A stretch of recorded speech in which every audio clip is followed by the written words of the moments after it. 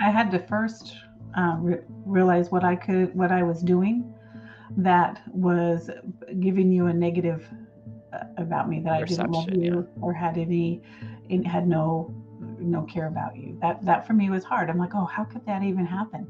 But I had to look at myself. Well, how have I been responding? How have I been available? How have I nurtured this relationship? Especially we're family, and to me, a family is should be a close relationship. I know it's not for everybody, and I'm still working on some of those areas of my family that have kind of slipped away. But I desire to have that closeness again. So that was the first thing, and that was me, because I get to control how I respond to my family members, the people that God has put around my life, my friends, my neighbors, whatever. So that's just about me. I can't expect everyone else to change so that Right. I can like them or interact with them or whatever. So that was the first thing, was figuring out how I was putting off a vibe that was not approachable. And that was hard for me to realize.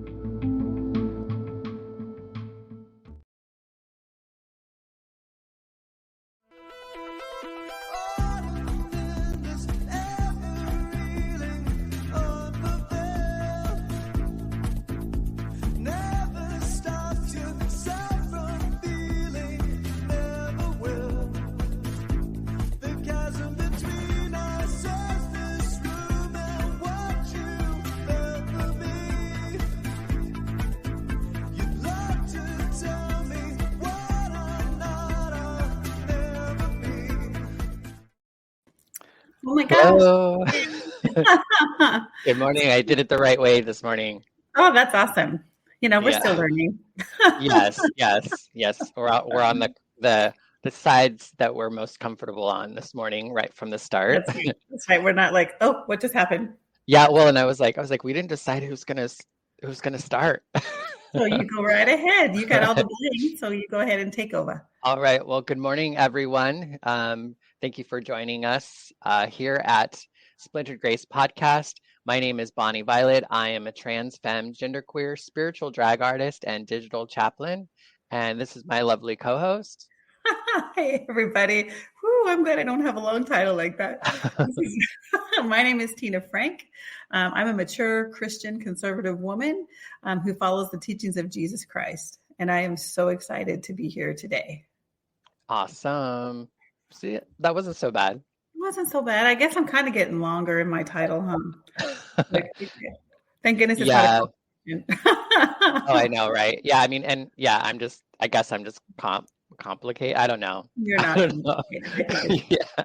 Yeah, I could just say I'm Bonnie Violet, but I think a lot of our in particular our conversation and kind of how this podcast is centered is a little bit around like the things that could potentially separate us or have separated us in the past, or mhm. for our listeners or people who watch us to they may have folks in their family that identifies with one of us or not, and maybe they're unable to have be in relationship with one another in a way that they want. So I think that's why I just feel like I want to put all that stuff out there just in case Yeah, I somebody get can it. be like, well, I don't know, I'm not white, or I'm not femme, or I'm not like whatever, but I am trans, or I am, I don't know what, a drag artist, or I don't know, It's all maybe good. one day it'll just be like, hey, what's up?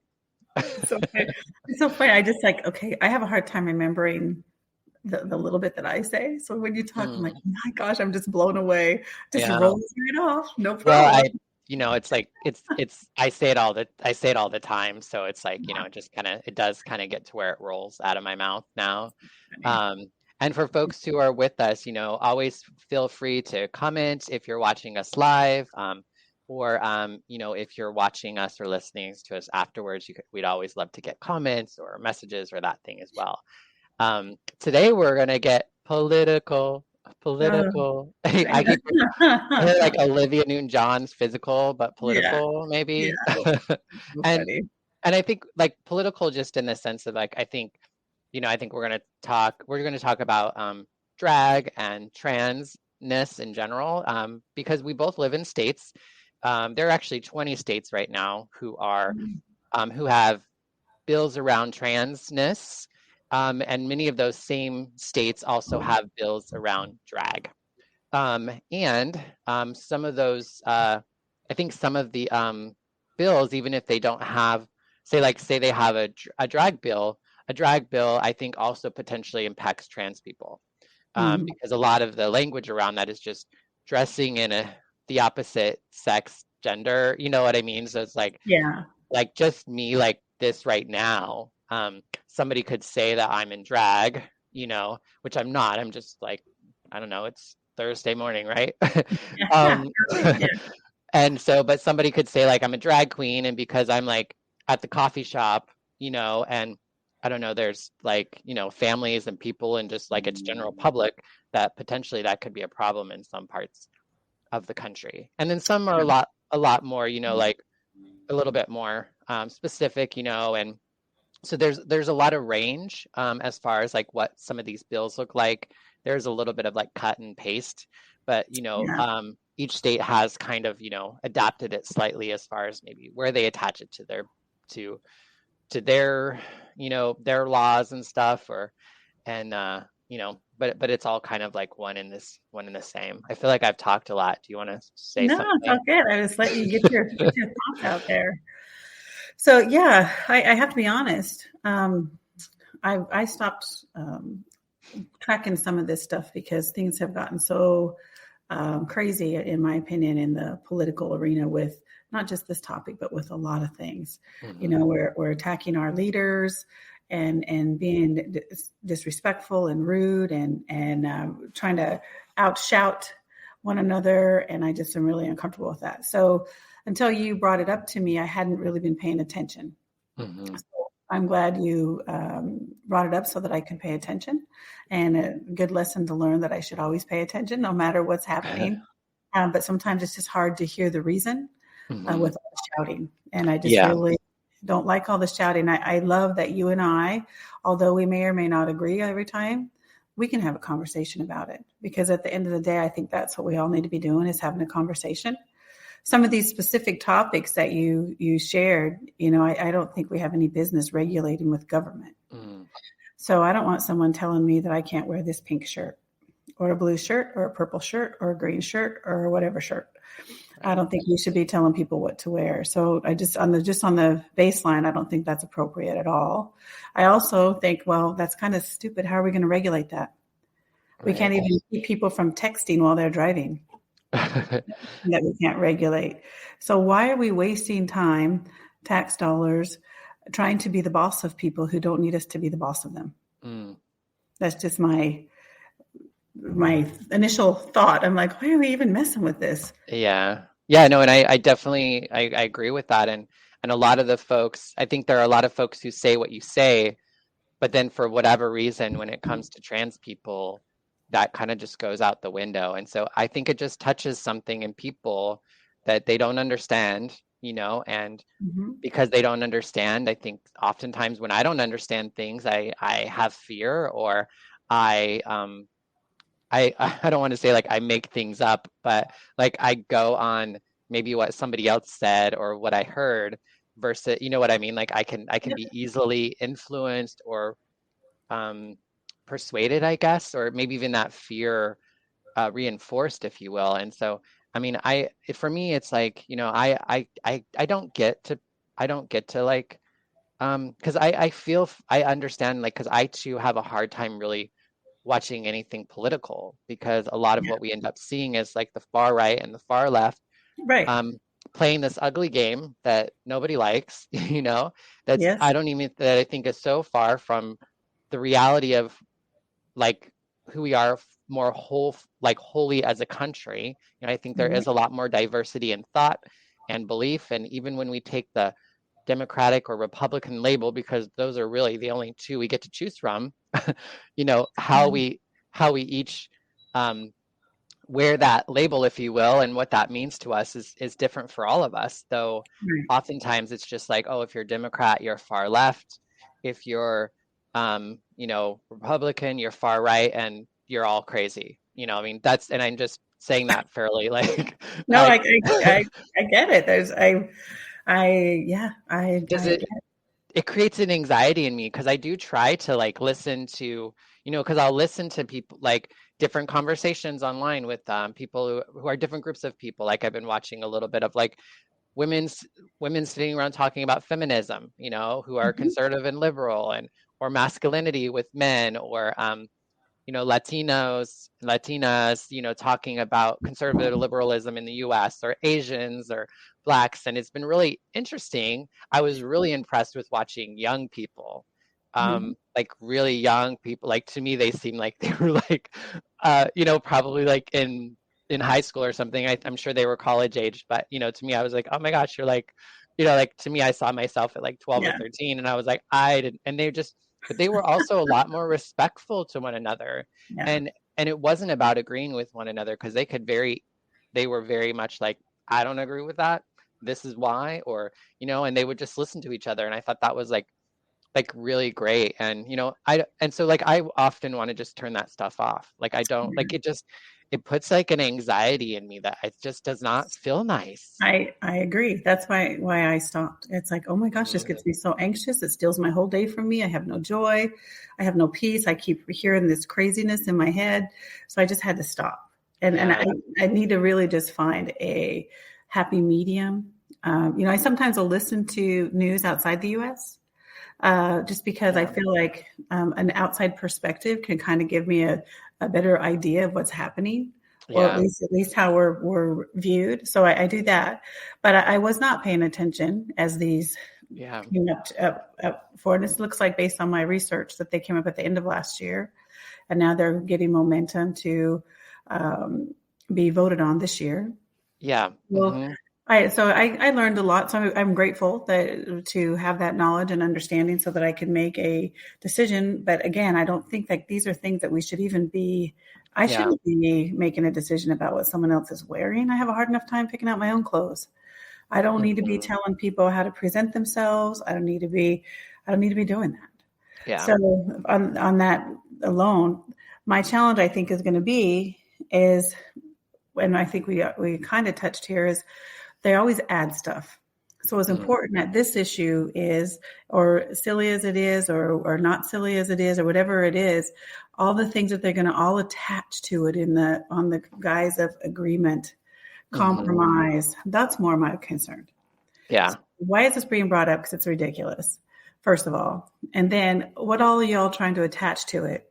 As we, because I this is just my opinion, so don't everyone hate me. But I feel like they try to stir things up to distract us on one thing, Yeah. so they can cram all this other stuff on the back end that nobody even sees because they're so blinded by what color my shirt is. Yeah. Yeah. And so that to me is a bigger flag. So seeing this, I did not up till today, because I did not take the time to read all the little details. I intend to read all the little details before I go to my polling office Hmm. and cast a vote, if I get the opportunity to do that. Yeah. Yeah. And there's, you know, there's kind of different stories throughout as far as like the likelihood of what's going to happen with some of these bills. You know, Mhm. in some places, like even like Arizona, in particular, there's a lot of activity around the drag bills in Arizona, but Mhm. but you also have a governor that says like, I'm going to veto anything that comes to me that's, you know, like Yeah. regardless of what you all are doing, I'm going to veto it, you know. So there's a little bit of like a, sorry, so there's like a little bit of like a, I guess a, people might be able to take a little bit of a breath there, I guess, Mhm. maybe, I don't know. But it's still like the thing that gets me is just the things that they're saying about us is just not even true. Like, you know, there's like, and you know, being trans or doing drag doesn't come with like, you know, like people can do not great things regardless of being trans or in drag. But for the most part, most of us are like good people, and the things that they're saying about us just aren't true, you know. Um, and I think that's the challenge. I think especially like when it comes to a lot of times with transness in particular, they're talking about us like mutilating our bodies and doing all this harm that just isn't happening, especially when they're talking about kids, because the stuff, it's not happening. They're not doing, you know, they're not doing surgeries on people under the of 18. They're very rare occasions. They sometimes will do a top surgery, um, uh, which is like a breast removal. for somebody who is like 16 to 18 years old, but that is very rare. And it usually only happens with a doctor and parent consent. And after having lots of like mental health care and physical health care and like a lot of things to really secure. Because, for me to get on hormones too, like, I mean, we have to go through a lot of process to even get treatment as adults, as kids, whatever. So it's not like people are just transitioning us. It's not like we just woke up on Monday and we're like, hey, like I'm trans. And then I go in on Tuesday and I get my medication. And on Wednesday, I get a breast reduction or whatever, and you know what I mean? Like it's years and years, it's a years and years and years process. And what puberty does to our body cannot be undone. And so a lot of the times it is about just slowing it down, slowing the process down so that we can make the decision as an 18-year-old, on our own, and that's really a lot of what the puberty blockers are about, is just helping people and not just trans people take these. There are some kids that start puberty really young. They'll start puberty at like 6 or 7, and there's a reason for that. I'm not sure what it is because I'm not a doctor, but they take the same hormones they would to delay the process so that they can have a more, timely puberty experience as everyone else does. And so it's not like, because they often say that these medications are harmful to us and cause all these problems, and for the most part they aren't. Any sort of medication can cause problems, of course, like that's just There's that always side effects. happens. Exactly. So and it's like just be honest, and then like I could be totally fine if you're like making a decision, even knowing, but it's just I don't understand why they have to say such salacious things. Just say I don't think kids should be on hormones, instead of saying like these hormones cause brain swelling and everyone who like so many people want to detransition, and some people do change their mind. Some people do, like it's rare, but it does happen that somebody might be like, no, I'm not trans, or I don't want to transition. And oftentimes sometimes it's just more about the socialization. It's not easy to be a trans person Yeah, I in the can't world, imagine. you know. You just described to me the response that you said that you do sometimes when you don't have all the information. You Mhm. you kind of take other people's word for it. You try to defend it as part of because you're scared. And I think that's you just described. People are doing that same thing. They can't just share their opinion and understand that and trust that it'll move forward according Do to you that. know do you know what the fear is? Probably the same fear that you have. Our As core, in, well, our values are being um, pursued, you know. mm, And there's but there's what a reason what to it be. Go ahead. like I mean, I guess what does I guess my transition have to do with them? I It really doesn't. But when they're trying to make a point as to why they don't think you should do it, then they feel like they have to go on and explain themselves. Because a lot of times when we're asked a question and we give our answer, it's not good enough. Why do you feel that way? Why is it you feel that way? Explain that to me. How does that make sense to you? And so, in an effort to try to explain it, sometimes because now they're like, oh, now I'm defending myself. They just went through, you've asked my opinion to, oh, now mhm, I need to defend myself. And so that's when things kind of get off kilter, I think. yeah. Well, and I think there's something to be said to that too, because kind of like you said, it's like a lot of these people, when they're asked questions about the bills or about this, that, or other, they really can't answer a lot of the questions. It's like, well, I don't really know.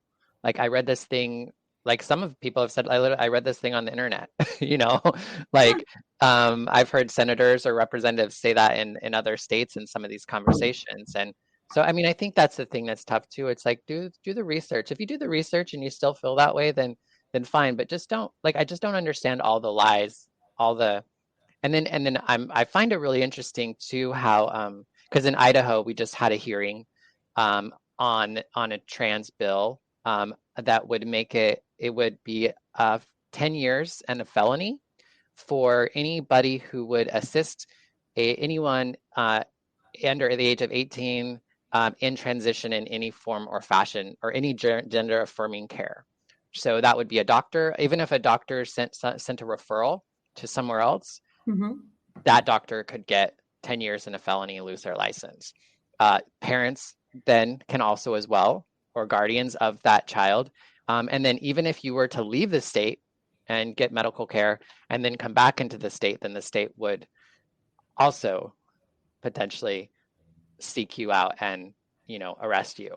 So, and they're putting it under like genital mutilation, like they're putting it under a law that was around a cultural thing where they would, I wish I could speak to it properly, but they would remove the pleasure part on the vagina, or in the female reproductive system, so that a woman can't experience pleasure. It's like a cultural thing or whatever. And so they outlawed that. And so they want to put this in that same vein of medical, I don't know, they just want to put it under the same law. And they're very, very different things. And one, it's not even, again, there's not even any bottom surgeries that are happening on anyone under the age of 18. And it's very rare where they'll sometimes do a chest.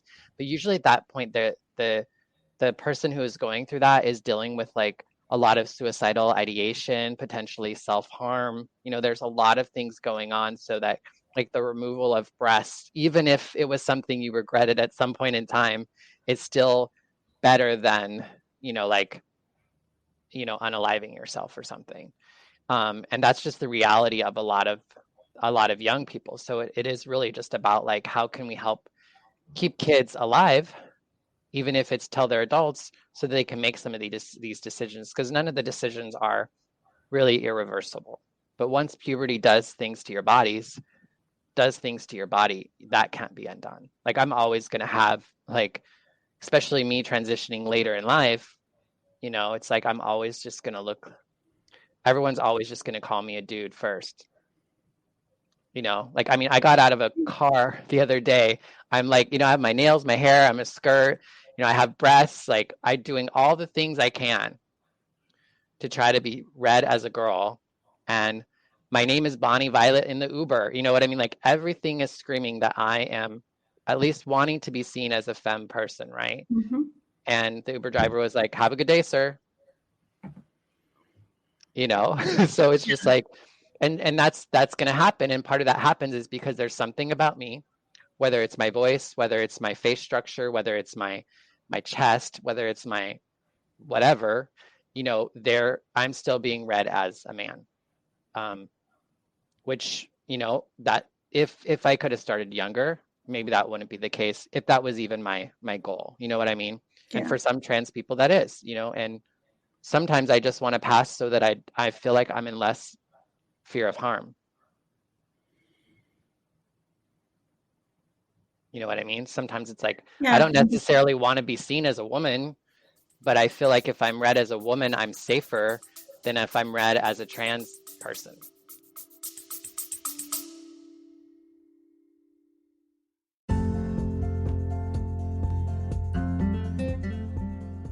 Hey y'all, it's me again, Bonnie Violet. I just wanted to take a second and thank my Patreon members. Patreon members are folks who contribute on a monthly basis anywhere from $3 to $150 a month to support the work of a queer chaplain. Big shout out to Victoria Thompson, Jason Brandt, Brandon Stanton, Kim Silva, Brandy McCarg, Randy Sandknop, Bob Kaiser, Joey Heckmeister, Violet Rhiannon, Gabriel, Jonathan, Petrick, and Todd Atkins Whitley. Thank you so much for your continued contributions. And if you're interested in joining the Patreon, just check the link in the description. Go to patreon.com/Bonnie Violet. Thanks so much. Bye-bye.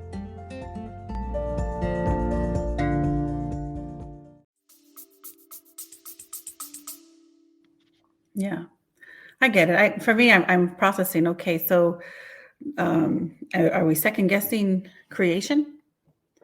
And is there, we were all created, I wasn't created by science.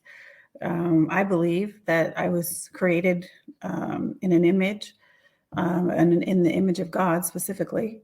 So what do I do with that? Am I saying that my opinion or my emotion or I don't know what it would even call it. You would probably speak to that better than I could. Desire to be something different.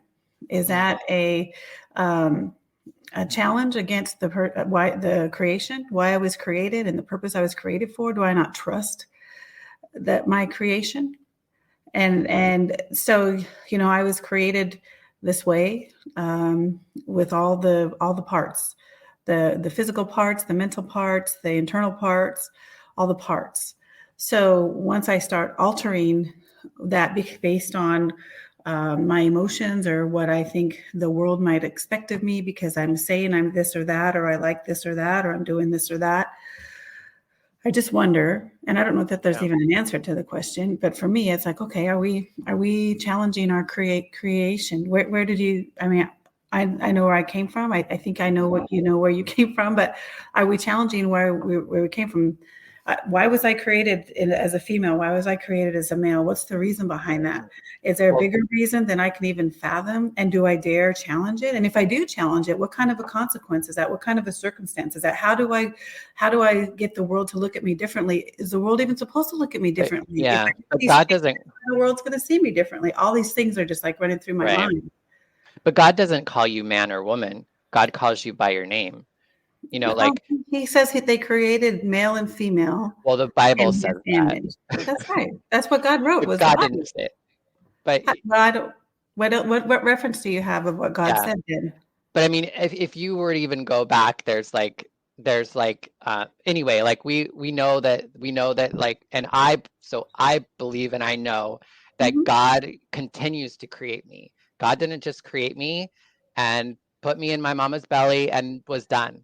God is still creating me physically, emotionally, spiritually. Like it wasn't just a one and done. So like my actually seeking and connection with God, which we've talked about a lot, is what's caused me to transition. I believe that God created me to be trans and created me to exist in the body and in the form that I am in this point in time, to be part of changing the world and to be a part of being a voice and a message and a the embodiment of, I think, from your understanding or Christian understanding of Jesus. I don't feel like that my existence and how I see myself and how I'm living is, even though I might not fully say I'm a Christian, I don't believe that I'm anti-Jesus. I and I believe don't that you're anti-Jesus either. I know you don't. I know you don't either. And so it's like, so I can understand that people are concerned about that, but they don't get concerned about that when they have surgery on their heart, or they dye their hair, or they wear glasses, or they do things to help them live better in life as a human. Like we alter our bodies, and we do it for medical reasons. We do it because we just think it looks good. We do it for a lot of different reasons. And I don't think that God is against that, especially if it allows us to be better in the world and allows us to be kinder and more loving and more, you know what I mean? Like actually be able to live our lives, And I mean, so we talked last week about being in the world and not of the world. So do we define that differently than you and I? I don't think so. We're on the same page, because what you're describing to me is someone who wants to be a part and live in this world and be a part of this world and not just be a guest in this world. No, but we are in the world, not of the world. So we still are, like, for me, I still feel like I'm in the world to be with everyone else. And me But what makes us different then? What do you mean? Well, we're supposed to be set apart, right? You and I? No, well, people. We're supposed to be set apart as unique and different. But if we look like everybody else, how does that equate? Exactly. Some of the points that you're making, I totally agree with. But I just making another point that this is such a gray area that we can talk and talk and talk. And at the end of the day, our core value and belief system is different. And that's not necessarily bad. No. But it's definitely an opportunity for us to expand the way we think, how we believe, and experience intimacy with one another, so that we can get to know each other. Well, and that's I mean, Go I ahead. think that's the thing though. It's like, and that's the whole thing is like you and I can have a different understanding and a different agreement on things, but you're not going to go out of your way to make my life miserable Oh, because absolutely not. I see it different than you. Like you're Right. not even going to push your thoughts. You might share what you think, you might share uh how you feel about it, and that wouldn't be for you, but you're not going out of your way to make my life even more difficult Right. because maybe you see it differently than I do.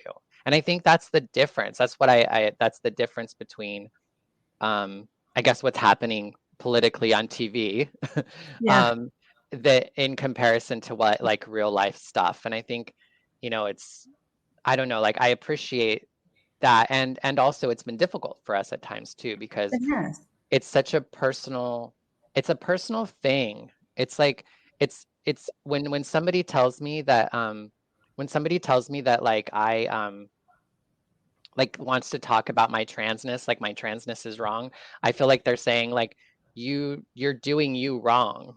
Like you're wrong. You're wrong in the sense of like, and that just doesn't feel right. We do have a comment, so I do want to acknowledge that. Jonathan James Levine says, "This is a civil and riveting conversation. Thank you, Bonnie and Tyler." Tina. Thanks so much, Jonathan, for joining us and for saying that. We have been we've we wanted to have this conversation. I wanted to, and Tina was also more than willing. It did not take convincing for us to have this conversation. However, we have, I think, in the past been a lot less resistant to talk about things that are political.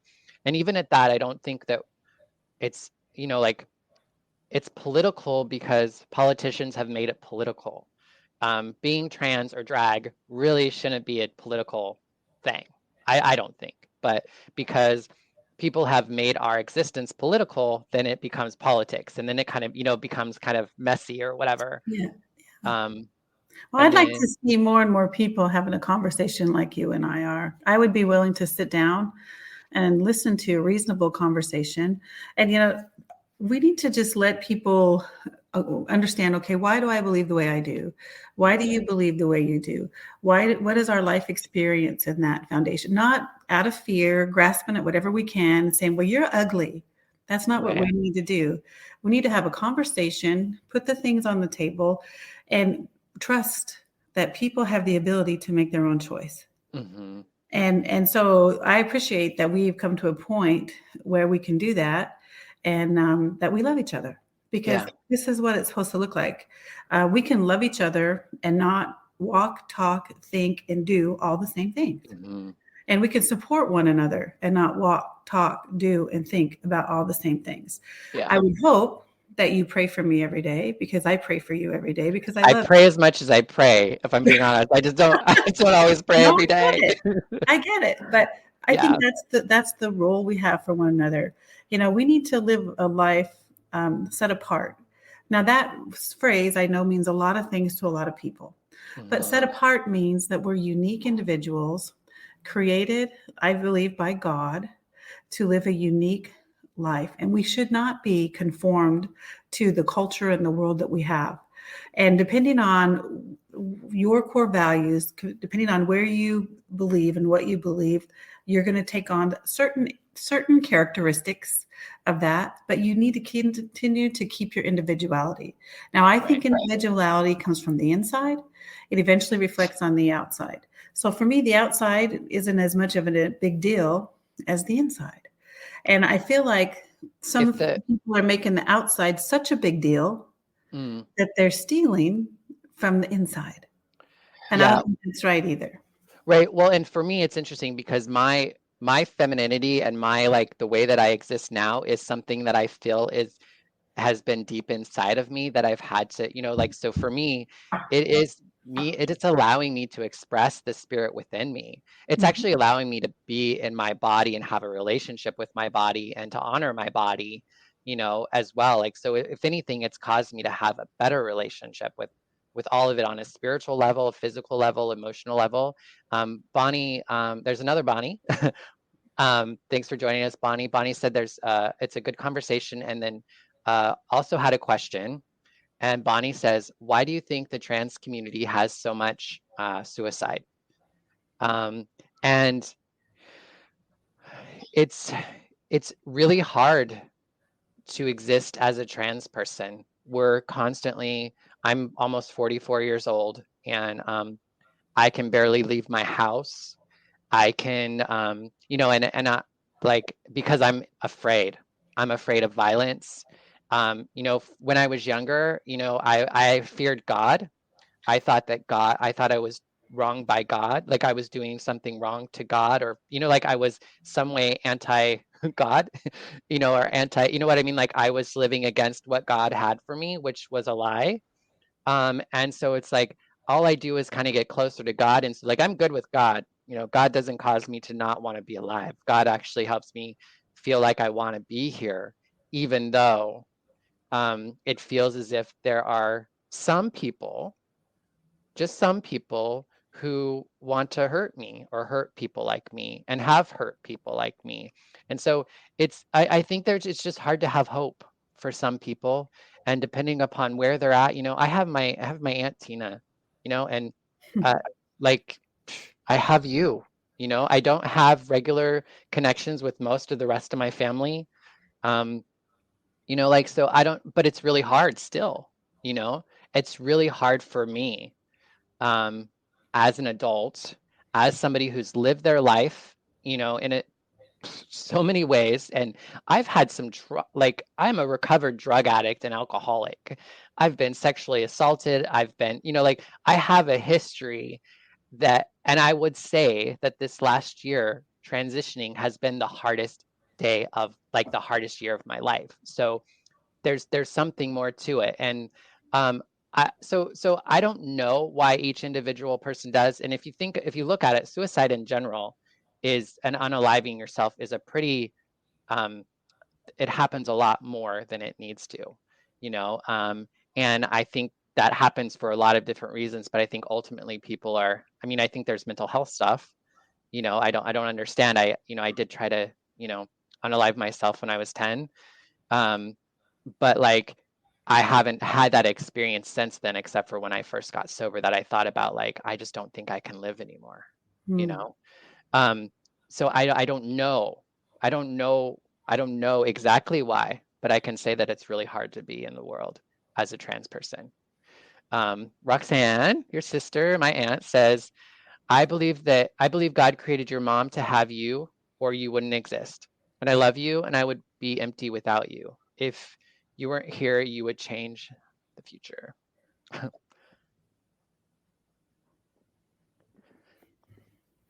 That touches me, Roxanne. So thank you for saying that. And I believe that God created my mom, and I'm in my family for a reason, and all that sort of stuff. Like I do not question, like I said, like the godness, the spiritual aspect of my life. I have no hesitation. Being in the world with people is where it's a little bit more difficult, even though I believe that that's where God wants me to be, and God created me to be this way in the world. And so, and Roxanne, I just, that means a lot to me, and a lot of my distance with the family is because I haven't been able to have the conversation with many people directly, because I'm afraid. And I haven't heard much from other people either. You know what I mean? And so it's a mixed bag. I know that as much of it is my own, I just sometimes it feels less scary to not know, like the fact that maybe you have a problem feels a little bit better than knowing that you're not okay with me. You know what I mean? Yeah, I get that. I get that. I get that. I'm sorry. I didn't mean. No, it's okay. It's okay. It's just the reality of it. Praise God. Well, I'm grateful that Roxanne chimed in, because I know she loves you. Her and I have had that conversation more than once. So, Yeah, anyway. but I haven't, but I haven't allowed myself to feel that, and I really want my family in my life, but I just can't seem to bring myself to do it. Well, maybe we'll just be praying that maybe in this new year, this new season of your life, that maybe some of that stuff will reconcile. Well, I've been praying for restoration over our family as a whole for a long time, because it's not just, and this is just one place of restoration. We're a normal family. We have stuff. Yeah. We all have stuff. So anyway, so I'm grateful. Anyway, sorry, we didn't mean to make you cry. Oh no, it's okay. But I'm grateful that I'm keeping it back. you got it. You got it. Anyway, Yeah. good conversation. Thanks, sis, for piping in. We love you. Yeah, thanks for folks for joining us. And if you have any questions or comments, please do send them our way. And I think exactly like that interaction is exactly like, it's taken us years to get to this place, and it's And like, it's and been work. We've worked at it. We've decided in those moments that we were so upset with one another. Nope, I am not stepping away. I'm going to step in. Yeah, and that's been before we started reconciling our relationship, and it's been within our relationship. Yeah. So it's still just, and so it's like, how does, and I think that's what it takes, is all of us have a Tina or a Bonnie Violet in our life in one form or another. And I think if we're just able to work toward that, and then I think because I'm in relationship with you in the way that I am, I'm able to be in relationship with others, and I think that that's like what we can do. I don't know that I can go address any of the things that are happening in politics, or have any big influence on that, but I know for us it's just being able to like show up to each other's humanity, see each other's humanity.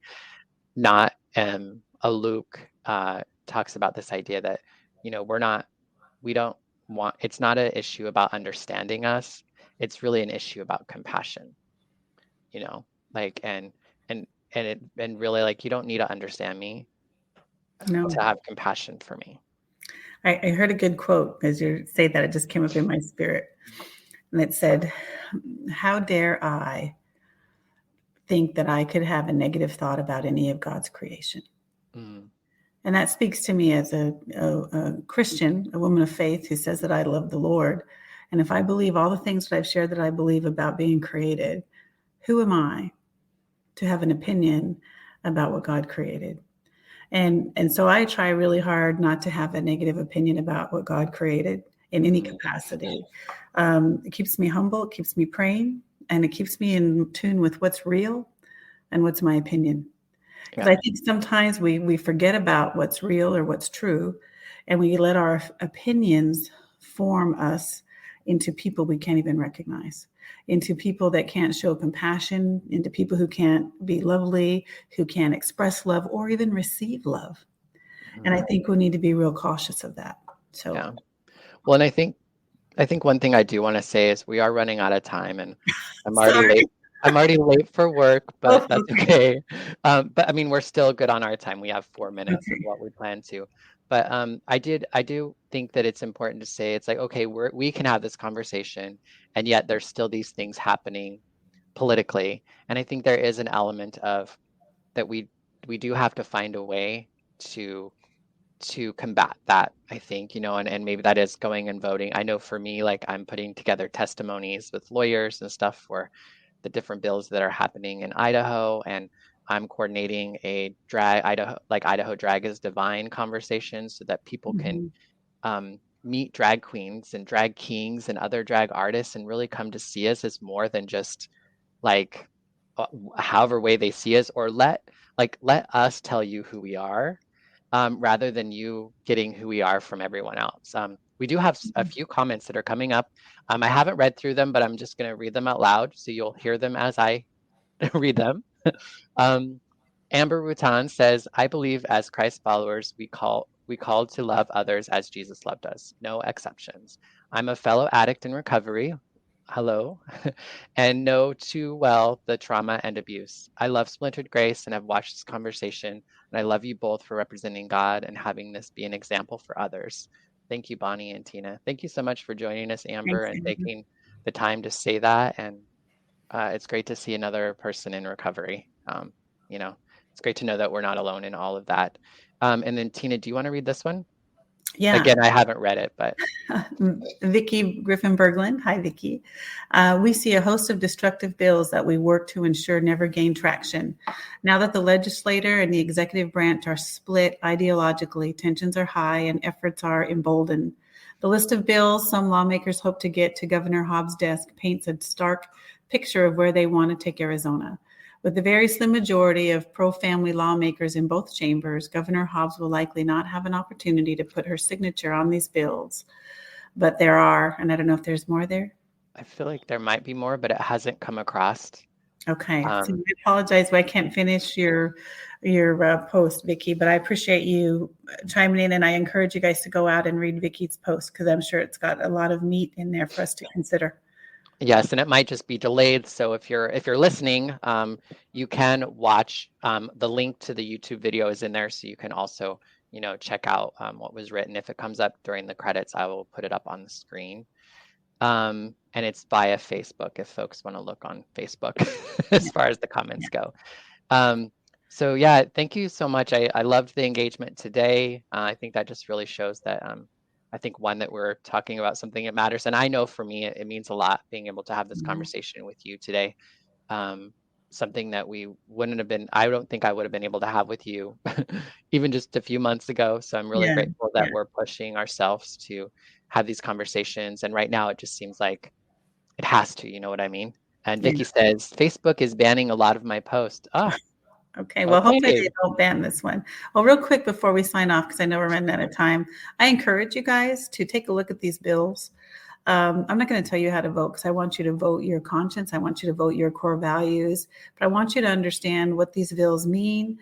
I want you to ask yourself the hard questions about these bills, like how are these going to be handled? How are they going to be enforced? What is that going to look like? And I just want you to take the time. Don't get drowned out by all the screaming. Take the time, look at it yourself, and make your own opinion about it to move forward. And always, always, always be loving and kind to anyone that you see. Awesome. That's a great way for us to go out. Join us next week, same time, same place. We're not sure what our topic is yet, but keep an eye out on our socials and we'll tell you, or better yet, tell us what you would like for us to talk about. Leave it in the comments or direct message us if you know us. Maybe we could bring up your topic next week or in a future episode. Thanks so much for joining us. Take care, be well, and have a great day. Bye, everybody. Bye-bye. Splintered Grace Podcast is brought to you by a queer chaplain. Follow us on all of our social medias, Instagram, YouTube, and Facebook at a queer chaplain. Listen to us wherever you listen to podcasts. Subscribe, comment, like, and share. Feel free to tip us at Venmo, Bonnie Violet, and support monthly on Patreon. The song is original by Steven Sandnoff, The Chasm Between Us. Rest in peace, Steven.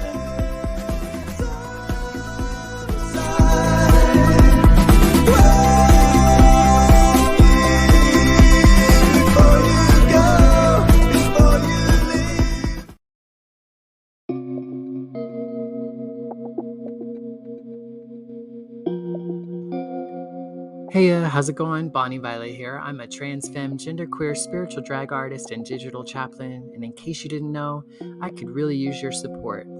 Engage, rate, subscribe, follow, comment, share this episode, book me to keynote, panel, guest on your show, or officiate your wedding or memorial, in or out of drag, collaborate, join the team, be a guest, make a pitch, sponsor an episode, join my Patreon, send me a tip on Venmo or PayPal. Just do something. Thank you so much for your continued support. Check out the links in the description.